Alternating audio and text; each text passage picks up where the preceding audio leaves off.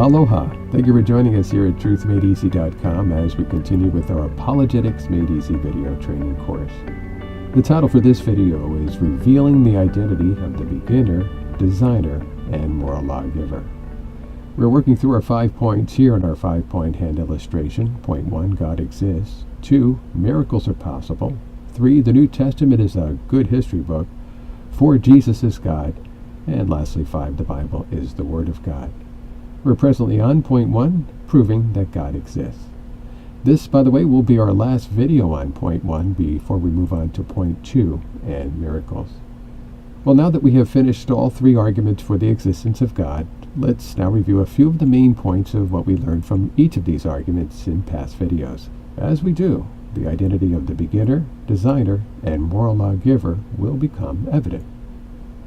With the cosmological argument, we focused on the universe's origin, that the universe had a beginning. Using the S.U.R.G.E acronym developed by Norman Geisler and Frank Turek in the book, I Don't Have Enough Faith to Be an Atheist, S standing for the second law of thermodynamics, U for the expanding universe, and so on. From S.U.R.G.E, we learned that the universe is not eternal, as it had been believed by many for centuries. Instead, it had a beginning. And if it had a beginning, it had to have a beginner. We also picked up some clues about the nature of this beginner. From the Big Bang fireball explosion came not only the seeds of every galaxy, planet, and star, but also time, matter, and space. Before the Big Bang, there was nothing. No time, no matter, no space. After the Big Bang, there was something. There was time, matter, and space, our time-space material universe. We then asked the million-dollar question, who or what caused the Big Bang? And we determined that it was the beginner, or what we termed the first cause. Since the first cause beginner created time, matter, and space, we learned that it must be outside of time, matter, and space. Since this first cause created time, it must be timeless. Since this first cause created matter, it must be immaterial or invisible. And since this first cause created space, it must be non-spatial. In short, the first cause is infinite. We saw, using our box to represent the universe, or what we can call the natural world, that the first cause beginner was outside or beyond the natural world, that it was a supernatural being. What's interesting is that the Bible attributes these very same characteristics to God, a being who is timeless, immaterial, and non-spatial, a being who is infinite. With respect to God being timeless, we read in Psalm 90 verse 2, "From everlasting to everlasting, you are God." Regarding his being immaterial, John 4:24 tells us that God is spirit. And we learn in 1 Kings 8:27 that God is everywhere present. He is non-spatial, not limited to space. We read there in 1 Kings 8:27, "The heavens, even the highest heaven, cannot contain you." From the cosmological argument, we move then to the second argument, the teleological argument, the design of the universe and the design of life. In our studies, we saw how the universe and Earth have been precisely designed to provide just the right conditions to support human life, much like the life-enabling conditions found in a space shuttle traveling in the deadly conditions of space. And we learned that there are 122 specific anthropic constants that make life possible, and the odds of these constants occurring all by themselves is virtually zero. We also saw the design within living things, that within the simplest of cells, so one-cell creature, can be found the informational equivalent of 1,000 sets of encyclopedias, and within the human brain, the informational content of 20 million books. We learned that simple messages like mow the lawn and surfs up at Makapu had an intelligent cause. So surely the extraordinary complex messages found in DNA within the amoeba and also inside the human brain also had to have an intelligent cause. Since the universe and life display evidence of design, they too had to have a designer. Again, we turn to the Bible, where we find God making this statement, "It is I who made the earth and created mankind upon it. My own hand stretched out the heavens. I marshaled their starry hosts." Isaiah 45:12. Lastly, we looked at the moral law argument, which tells us that since we all have the moral law within our hearts, some call it conscience, which helps us to know right from wrong, since we have this moral law within us, someone must have put it there. There must be a moral lawgiver. When we talked about the moral law, we talked about Hitler and Mother Teresa, and about crooked and straight lines. We saw that just as we can't know something is crooked unless we know what is straight, we can't know what is wrong unless we know what is right. And the moral law within us acts like a moral ruler, helping us to differentiate between right from wrong, between the crooked and straight, between Hitler and Mother Teresa. In the Bible we find confirmation of the moral law. We read in Romans 2:15, "The requirements of the law are written on their hearts, their consciences also bearing witness." The character of God is further revealed in Habakkuk 1:13, where it is said of him that your eyes are too pure to look on evil. You cannot tolerate wrong. This God of the Bible is a morally perfect being. So there we have it, the three arguments, the cosmological, teleological, and moral law arguments.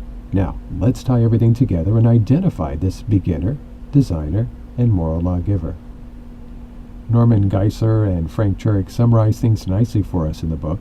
We looked at this in an earlier video, but it bears repeating here now. They comment, "We know the first cause must be self-existent, timeless, non-spatial, and immaterial. Since the first cause created time, space, and matter, the first cause must be outside of time, space, and matter. In other words, he is without limits, or infinite, unimaginably powerful to create the entire universe out of nothing, supremely intelligent to design the universe with such incredible precision, personal in order to choose to convert a state of nothingness into the time, space, material universe, and impersonal force has no ability to make choices. These characteristics of the first cause are exactly the characteristics theists ascribe to God. Again, these characteristics are not based on someone's religion or subjective experience.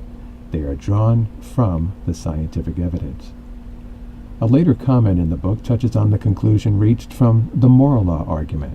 We read, "From the moral argument we know that God is absolutely pure. He is the unchangeable standard of morality by which all actions are measured. This standard includes infinite justice and infinite love." Now let's list some of the characteristics of the first cause Norman Geisler and Frank Turek have just described. Using science, reason, and philosophy, we have learned that the first cause is timeless, immaterial, non-spatial, supremely intelligent, self-existent, infinite, unimaginably powerful, and morally perfect. Now let's list the attributes that can be found in the Bible to describe God. As we do, we discover that he too is timeless, immaterial, non-spatial, supremely intelligent, self-existent, infinite, unimaginably powerful, and morally perfect. How's that for a match? The very same characteristics of the first cause, discovered from science, reason, and philosophy, are the very same attributes of the God of the Bible. In one of our earlier videos, when we were studying major worldviews and religions, we determined that a being with the characteristics just described would place God in the category of one of the theistic religions, there on the left side of our slide, with either Judaism, Christianity, or Islam. Geisler and Turek provide some additional comments on this theistic God. Theism is the proper term to describe such a God. Now, here is the amazing truth about these findings. The theistic God we have discovered is consistent with the God of the Bible, but we have discovered him without use of the Bible. We have shown through good reason, science, and philosophy, much can be known about the God of the Bible. We also see how the scientific evidence we have discovered thus far for the first cause lines up with the creation account found in Genesis 1:1, the very first verse of the Bible. In the beginning, God created the heavens and the earth. Again, back to this slide, we saw that the major world religions and worldviews fall into three main categories based on their beliefs and teachings. Our goal in this course has been to examine the evidence and determine beyond a reasonable doubt which is the one true religion or worldview. And we also determined that as we proceed through the evidence, different religions or worldviews would be removed from the list until there was just one religion or worldview that remained standing. Well, based on the cosmological, teleological, and moral arguments, and the evidence that indicates that God exists, we can now remove atheism from the list because atheism teaches that there is no God. And the group of pantheistic religions there in the center can also be removed from the list of potential candidates. Why? Because pantheistic religions teach that God is all, that God is the tree, God is the rock, God is the sun, God is you, God is me. But we have learned from the evidence that God made all things. He is not all things. God made the universe, but he is not the universe. So with atheism and pantheism removed from the list, the only remaining major religions are the theistic religions, Judaism, Christianity, and Islam. As we continue through this Apologetics Made Easy video training course and study the evidence about miracles, the New Testament, Jesus Christ, and the Bible, we will conclude, beyond a reasonable doubt, that Christianity is indeed the one true religion, and that the God of the Bible is the one true God. He alone is the beginner, designer, and moral lawgiver. Now we need to emphasize something very important about the religions that we have just removed from the list. As Norman Geisler and Frank Turek point out in the book, this does not mean that every teaching of a non-theistic religion is false or that there is nothing good in those religions. There is certainly truth and goodness in most world religions. It simply means that as a way of looking at the world, in other words, a worldview, any non-theistic religion is built on a false foundation. While some details may be true, the core of any non-theistic religious system is false. They are systems of error, even though they have some truth in them.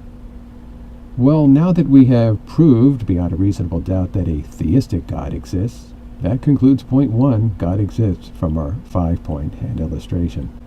In our next video, we'll be moving on to point 2 and miracles.